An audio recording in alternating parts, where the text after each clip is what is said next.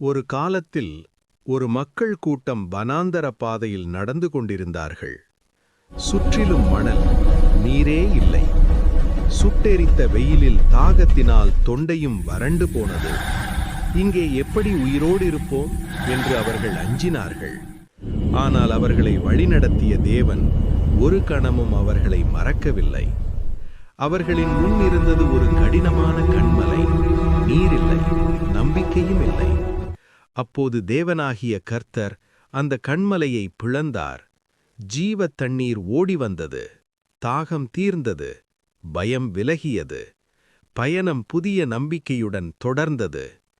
பிரியமானவர்களே, வனாந்தரம் உங்கள் முடிவு அல்ல. அதுவே தேவன் உங்களுக்காக அற்புதம் செய்யத் தொடங்கும் இடம்.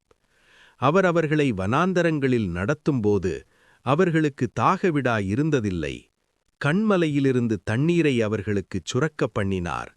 கன்மலையை பிளந்தார். தண்ணீர் ஓடி வந்தது.